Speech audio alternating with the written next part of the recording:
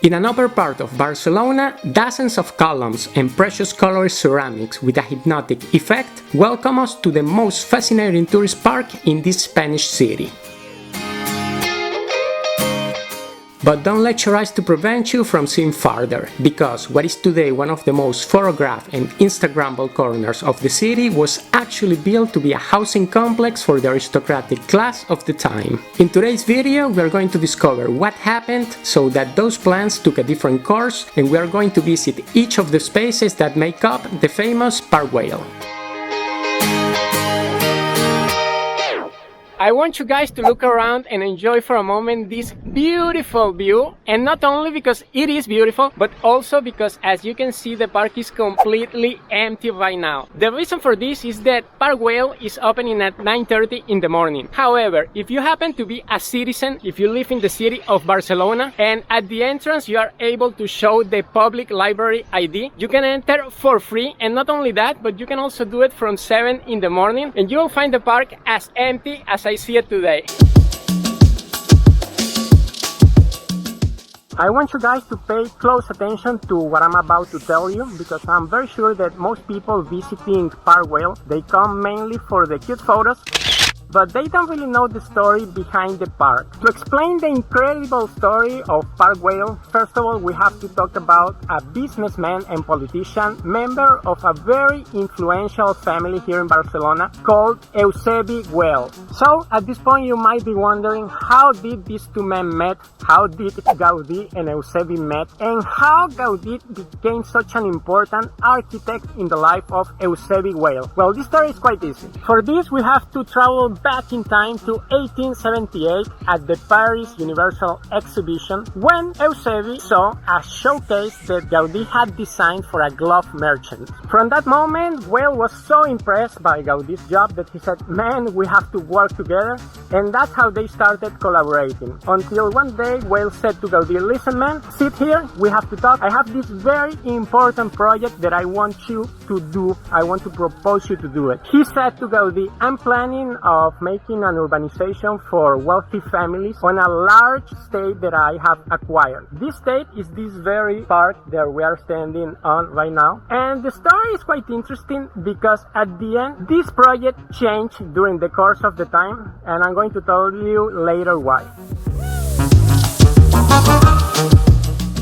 Back at the end of the 19th century, it was quite popular in England, the construction of city gardens. City gardens are places meant to be for people to live not far from the city, but at the same time they can enjoy several advantages. Imagine now this place as we see it today, full of trees everywhere, nice and clean air to breathe every morning, not very apart from the center itself, so you can concile well work life and home life. Amazing place to live. So that was the idea that Güell had and that he proposed Gaudí to build. The ticket office just opened a few minutes ago, and I think it's a matter of time before we start seeing the park full of people. However, the good news is that the sky cleared up, and as you can see now, the brightness allows us to see much better and appreciate the colors of these gardens and these beautiful flowers. Out of the 60 houses that were supposed to be built in this complex, only 2 were finished. One of these houses was bought by Gaudí, and you can see it standing right here behind me. It is nowadays a museum which you can visit for €5.50. And let's also remember that Gaudí died when he was hit by a tramway here in the city of Barcelona. Therefore, he got to live at least till the very last days of his life in this same house. As you may notice, the park is full of walkways everywhere that will take you to lower or upper parts of the park. Over here, we can reach the forest park, and if we take a close look, I'll turn the camera around, look the amazing views of the city of Barcelona. Not so cool as the ones that we would have down there because the tiles are closed, so it's a much colorful photograph that you can make from there. But anyway, look at this, very nice.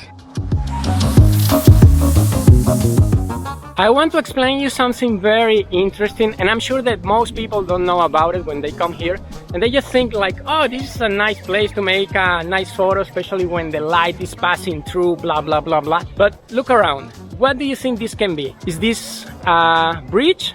Yeah, sort of. It's like a bridge, and it's actually called viaduct. At this point, and after everything that I have shown to you, it's not a secret that Park Güell is very steppy, it's a bit hilly, so it was kinda hard to get from the lower part of the park till the upper part of the park. So what was Gaudi's idea? Easy. He decided to build 3 like these ones, and you can see down there the down one, this is the middle one, and right behind is the upper one. So with these ones, carriages were able to drive all the way following the roads till the very top of the park. Nice and easy, very clever idea, man. I like it. And not only that, but at the same time they are very beautiful, and you can enter down here and you will see these nice shades according to where the light is coming from. The rocks, by the way, were all taken from the ground of this same place we're stepping in, and I love it, and I'm sure all visitors do. You know what I'm doing is that I have a Spanish channel and I'm recording in the same day, same visit, same place, a double video in Spanish and in English, and it's a little bit more challenging than I expected, but I think I just need to get used to it and it will be quite fine.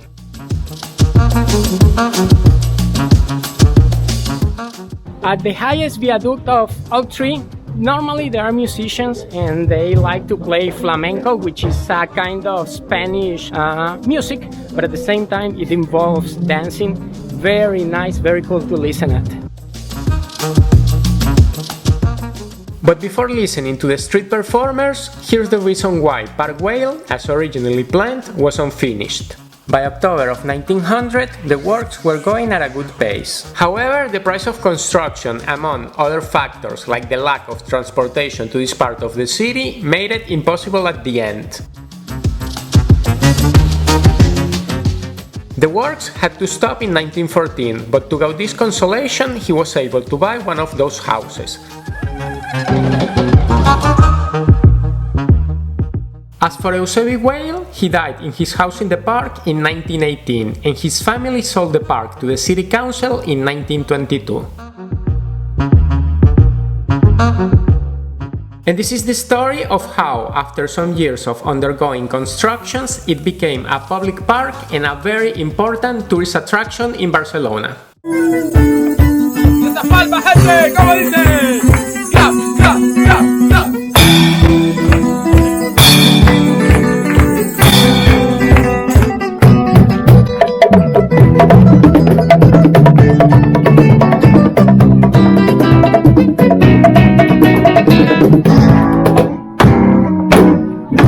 I'm so sorry guys for this whistle, it was kinda ruined all my shots, but what you gonna do? It's the matter when you travel and you record in public places like this one.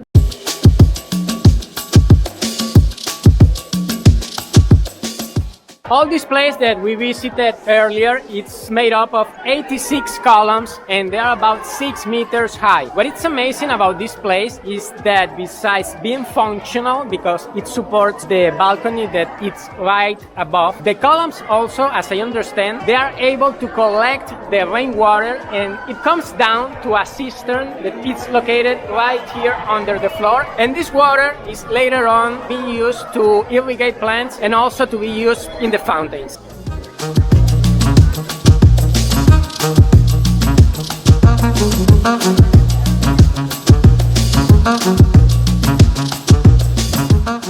I hope that you are enjoying this visit. However, we have to continue to the next and last stop. Let's travel there. Here we are. Welcome to the best viewpoint in the whole city of Barcelona. It's free access and you can come any time of the day, 7 days of the week. Amazing spot. Everywhere you look, there are nice views. So enjoy this panorama and thank you for watching this video till the end. Don't forget to subscribe and see you in the next one.